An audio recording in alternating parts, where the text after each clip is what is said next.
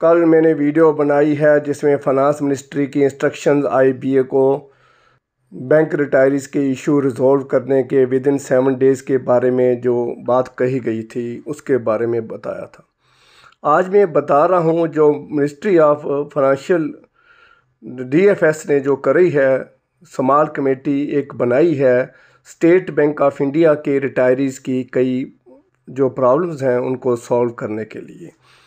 और ये 14 जून का लेटर है ministry department of financial services का, और उसमें लेटर में समाल कमेटी है और उसमें कौन कौन से मेंबर बने हैं ये भी मैं आपको बताता हूँ। किस किस इशू को उन्होंने रिव्यू करना है, क्योंकि स्टेट बैंक ऑफ इंडिया की जो पेंशन है और जो कम्यूटेशन ऑफ पेंशन है दोनों ही बाकी नेशनलाइज्ड बैंकों से कम है, क्योंकि उनका लास्ट बाकी बैंक्स में लास्ट बेसिक पे का 50% होता है, लेकिन SBI में 40% है और इसके ऊपर सीलिंग है 27,315 पर। 70,000 बेसिक पे कोई आदमी रिटायर हो रहा है तो उसकी 27,315 सीलिंग है। तो ये सारे इश्यूज़ हैं, पेंशन और कम्यूटेशन दोनों ही बहुत कम हैं। और इसका प्ली ये ली जाती है कि SBI को डबल कंट्रीब्यूटरी प्रोविडेंट फंड मिलता है, बाकी बैंक्स में सिंगल PF है और पेंशन है, अगर पेंशन छोड़ता है तो CPF मिलता है। तो इसलिए बैंक्स ने कुछ लूप होल्स हैं, कुछ ऐसी बातें हैं जो SBI को कुछ कम पर्क्स मिलते हैं पेंशन के इश्यूज़ पर। तो इसलिए ये जो कमेटी बनाई गई है इन इश्यूज़ को रिव्यू करने के लिए बनाई गई है। इसका टाइम भी जुलाई का है, इस जुलाई तक उन्होंने रिपोर्ट देने को कहा गया है। तो आज मैं पढ़ के सुनाता हूँ लेटर क्या है, तो क्या उसमें बात है। ये ऑर्डर है government ministry of defence, department of financial service, ministry of finance का जो है state Bank of India regarding constitutional committee on pension.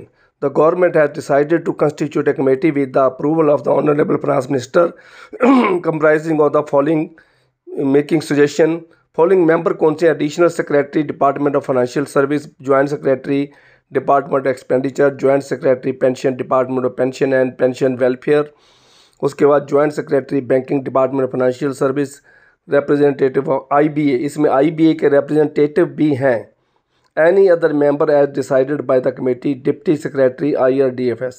The terms of reference of the committee is as under: to examine and review the extent of concept of payment of pension at the ratio of rates of 50% and 40%. दोनों को review करेगा। 40% पे कितनी pension बनती है, 50% पे कितनी बनती है, दोनों को इसने रिव्यू करना है।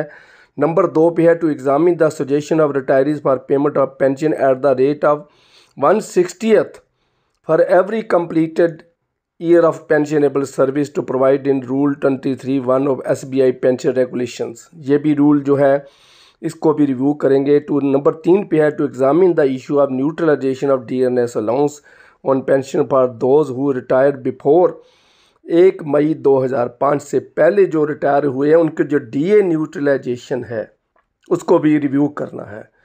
To examine the issue of updation of pension with every wage settlement revision. जो कमेटी है इस इशू को भी रिव्यू करेगी कि हर वेज रिवीजन के साथ स्टेट बैंक ऑफ इंडिया की पेंशन भी रिवाइज करी जाए। नंबर 5 पे है to suggest the course of action while balancing the cost of retiral benefits and the financial implication on the bank. The committee may also take into consideration the retirement other benefits as available in nationalized banks and possible industry-wide ramification while examining the above. तो ये देखेगी committee भी nationalised banks में और क्या क्या मिलता है जो SBI में नहीं मिल रहा है, तो उनके ऊपर भी विचार करेगी। इसके बाद एक इशू है the committee is requested to give its recommendation on the above issue on or before 21 July. 21 जुलाई आज 21 जून है, तो 21 जुलाई को इसकी रिपोर्ट आ जाएगी। 1 महीने का टाइम दिया है, जबकि लेटर 14 जून का है। The necessary secretary logistic and other assistance to the committee may be this as approval of the competent authority. और इसके नीचे साइन जो है Vijay Shankar Tiwari under secretary government of India के हैं, सेक्रेटरी गवर्नमेंट ऑफ इंडिया के सिग्नेचर नहीं है। तो इसलिए इसके जो मेंबर्स हैं किन किन को लेटर भेजा गया है, कॉपी किन को भेजी गई, ये भी मैं लेटर आपको वीडियो में दिखा रहा हूँ। तो ये कुछ इम्प्रूवमेंट होने का चांस है। कुछ हो सकता है स्टेट बैंक ऑफ इंडिया की पेंशन इम्प्रूव हो जाए, और कुछ बाकी बैंक्स जो फाइट कर रहे हैं पेंशन के लिए, nationalise bank, public sector banks, जिनकी सैलरी बहुत कम है। आज तो आपने ये भी देखा है श्री दिनेश खारा जी, स्टेट बैंक ऑफ इंडिया के चेयरमैन की जो सैलरी है उसके बारे में जो वीडियो है बहुत वायरल हो गई है। तो आपने देखा है कि उसमें बताया गया है कि 37 लाख एनुअल सैलरी है स्टेट बैंक ऑफ इंडिया के चेयरमैन की, जबकि आपने देखा है प्राइवेट बैंक्स के हैं, HDFC बैंक के चेयरमैन की सैलरी 7 करोड़ से ऊपर है। तो इसलिए दूसरे जो प्राइवेट बैंक्स हैं, ICICI बैंक, उनकी 6 करोड़ से ऊपर सैलरी है। तो SBI जो largest bank of the world है, स्टेट बैंक ऑफ इंडिया भी largest base of customer, 42 crore customer लेके बैठा हुआ है। 56,07,000 करोड़ का डिपॉजिट जिसके पास है, वो बैंक का चेयरमैन 37 लाख सैलरी ले रहा है, सिर्फ 3 लाख। इतनी सैलरी तो सॉफ्टवेयर इंजीनियर इससे ज़्यादा ले रहे हैं। जो आज नए नए लड़के BTech MBA करके निकले हैं बेंगलोर में, उनका पैकेज 50 लाख से ऊपर है।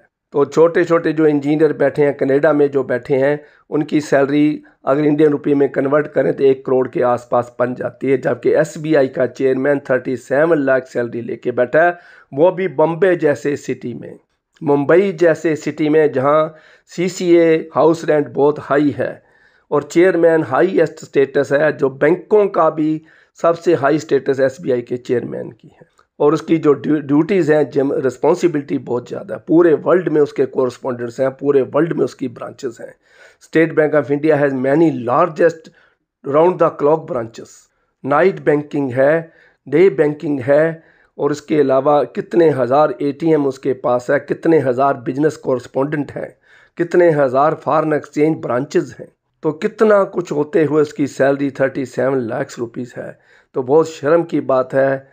तो सारे ही रो रहे हैं। जब फाइनेंस मिनिस्टर ऑफ इंडिया ने, निर्मला सीतारमण ने SBI के चेयरमैन को मीटिंग में कहा कि हम बैंकों की सैलरी, चेयरमैन की सैलरी, टॉप मैनेजमेंट की सैलरी कम करना चाहते हैं, तो SBI के चेयरमैन रजनीश कुमार ने इमीडिएटली बोला कि मैडम हम रोड पे आ जाएंगे, बच्चों के स्कूल की फ़ीस नहीं भर सकेंगे, इतनी हमारी हालत है। चेयरमैन SBI का अपने बच्चे की स्कूल की फ़ीस भरने को तरस रहा है।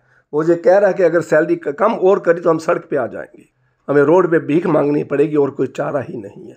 ये हाल है हमारी फाइनेंशियल इंडस्ट्री का, ये हमारी फाइनेंशियल आर्मी का, जो पूरे देश को चलाती हैं। सुबह 10 बजे सारा 135 करोड़ की आबादी इन 20,000 ब्रांचेस के ऊपर डिपेंड करती है।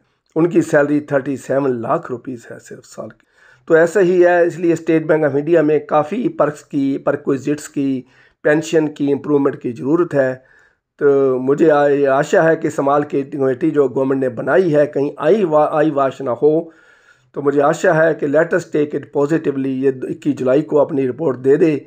बाद में IBA ये ना कहे कि हमारे पास एक्चुअली अपॉइंट करना है, हमारे पास फंड्स नहीं हैं, हमारे पास पैसा देने को नहीं है, बैंक डूबने वाले हैं, बैंक घाटे में जा रहा है। तो ऐसी ऐसी दलीलें लेकर, जैसे कोर्ट में झूठा हल्फिया बयान दे देते हैं, ऐसे ही वो गवर्नमेंट को भी ऐसे जालबाजी करेंगे। तो इसलिए ये भी आगे भटक सकता है। लेकिन देखते हैं क्या होता है। इसका रिज़ल्ट कोई भी आज की डेट में नहीं बता सकता है। 21 जुलाई को देखेंगे हम क्या होता है। तो मुझे आशा है वीडियो को लाइक, शेयर और सब्सक्राइब करना नहीं भूलोगे। Thank you very much.